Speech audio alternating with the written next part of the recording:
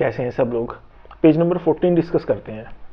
इस पेज में एक दो टॉपिक हैं, मोशन ऑफ कनेक्टेड बॉडीज़। तो मैं ये डिस्क्राइब करूँगा कि कैसे आप कनेक्टेड बॉडीज़ का मोशन कैसे कैलकुलेट करते हैं। मेरे नोट्स मेरे यूट्यूब चैनल पे गिवन है, 11th क्लास 12th क्लास के दोनों के नोट्स गिवन है, वहाँ से आप PDF कॉपी डाउनलोड कर सकते हैं और सेशन में आप नोट्स का प्रिंट आउट लेकर के अपने साथ बैठें। तो पेज नंबर 14 पे एक topic, motion of connected bodies. तो आप डायग्राम से इस बात को समझें। देखिए, दो बॉडीज़ गिवन हैं और ये आपस में कनेक्टेड है with the help of a string, और ये स्ट्रिंग एक पुली के ऊपर से पास हो रहा है। एक पुली बनी है, इस पुली के ऊपर से एक स्ट्रिंग पास हो रहा है।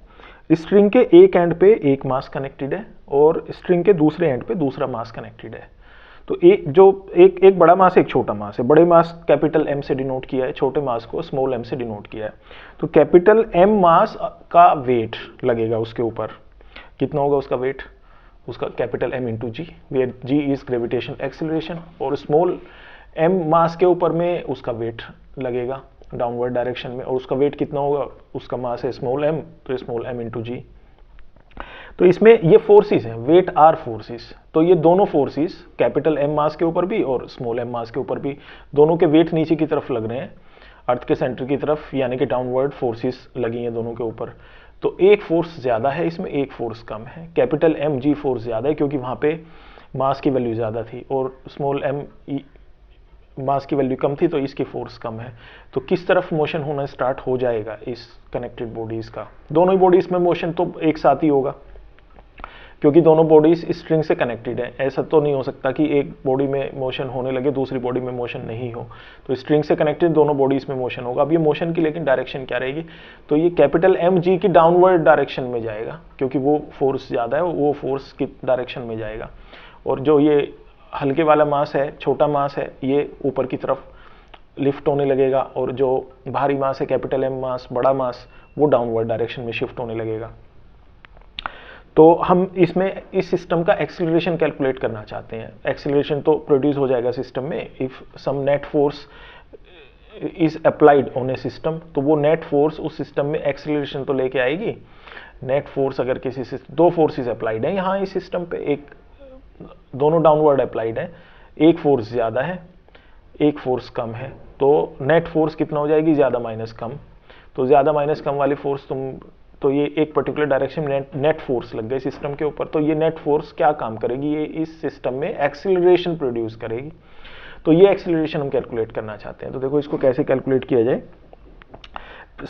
दो चीजें कैलकुलेट कर लो इसमें, resultant downward force on mass capital M and resultant upward force on mass small m। ये दोनों चीजें कैलकुलेट करें। तो देखो मैंने एक एक्सप्रेशन नंबर 1 में एक फोर्स लिखी है, एक्सप्रेशन नंबर 2 में दूसरी फोर्स लिखी है।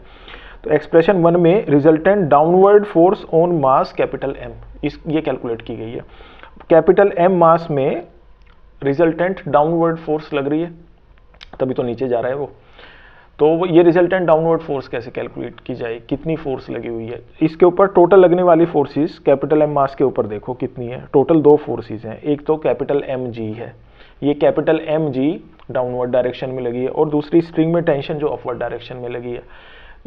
तो नेट रिजल्टेंट फोर्स कितनी हो गई? जो ज़्यादा है उसमें से कम वाली को माइनस कर लो। तो capital M G is greater और टेंशन इज स्मॉलर। ऐसा अगर नहीं होता, टेंशन ज़्यादा होती और कैपिटल M G कम होती, तो ये अपवर्ड डायरेक्शन में जा रहा होता। जिस डायरेक्शन में रिजल्टेंट फोर्स ज़्यादा होती वही डायरेक्शन में जाता। तो अगर टेंशन ज़्यादा हुई होती तो ये ऊपर की तरफ मूव करता, जैसे स्मॉल m वाले केस में कर भी रहा है। स्मॉल m वाले केस में टेंशन की वैल्यू ज़्यादा है और स्मॉल m इंटू जी की वैल्यू कम है, तो वहाँ पे ऊपर की तरफ जा रहा है छोटा वाला पार्टिकल। तो ये कैपिटल M वाले पार्टिकल के लिए आपने देखा।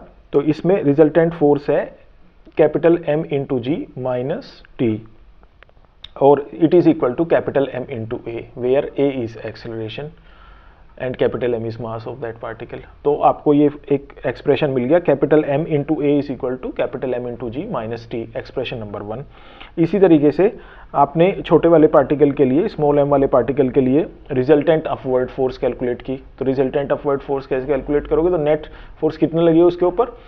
दो फोर्स लगी है। पहली बात तो एक तो कैपिटल T लगी है, एक स्मॉल m G लगी है। तो कौन सी ज़्यादा है? उसमें से कम वाली माइनस कर लो। तो कैपिटल T ज़्यादा है, तभी तो ऊपर जा रहा है पार्टिकल। तो capital T minus m g, ये आ गई net resultant force on the small particle, smaller particle. और ये capital T minus m g किसके बराबर होगी, एम इंटू ए के बराबर होगी, where m is mass of the small particle and a is acceleration. तो ए एक्सेलरेशन कॉमन है दोनों केसेस में, कैपिटल एम वाले मास में भी कैपिटल ए ही एक्सेलरेशन है और स्मॉल एम वाले मास में भी एक्सेलरेशन ए ही है, क्योंकि सिस्टम पूरा कंबाइंड है, कनेक्टेड सिस्टम है, तो दोनों में अलग अलग एक्सेलरेशन नहीं हो सकता। एक रेलगाड़ी चल के जाती है, रेलगाड़ी के हर एक डब्बे में एक्सेलरेशन की वैल्यू सेम रहती है। अगर एक्सेलरेशन की वैल्यू रेलगाड़ी के अलग अलग डब्बों में अलग अलग होने लगे तो सारे डब्बे अलग अलग चलेंगे, फिर तो एक साथ क्यों चलेंगे। एक साथ चलने का तो तभी है जब वो एक्सेलरेशन सेम है, सारे कनेक्टेड हैं तो सारे एक साथ चलते हैं, सब में एक्सेलरेशन की वैल्यू सेम होती है। यहाँ पे भी ऐसा ही है। तो ये कॉमन एक्सेलरेशन, तो ये दो एक्सप्रेशन आपको मिल गया, एक्सप्रेशन नंबर 1, एक्सप्रेशन नंबर 2। इन दोनों एक्सप्रेशन को सोल्व करके आप आसानी से एक्सेलरेशन की वैल्यू फाइंड आउट कर सकते हैं। तो इस तरह के क्वेश्चन में ये एक्सेलरेशन वगैरह कैलकुलेट करना होता है। तो बस पेज नंबर 14 में यही एक टॉपिक था और कई सारे क्वेश्चंस दे रखे हैं, ये क्वेश्चंस आप अटेम्प्ट कर लेंगे। और एक टॉपिक फ्रिक्शन फोर्स यहाँ से स्टार्ट हो रहा है, लेकिन इसका लार्ज पोर्शन पेज नंबर 15 में ही है, तो इसको पेज नंबर 15 के साथ डिस्कस करेंगे।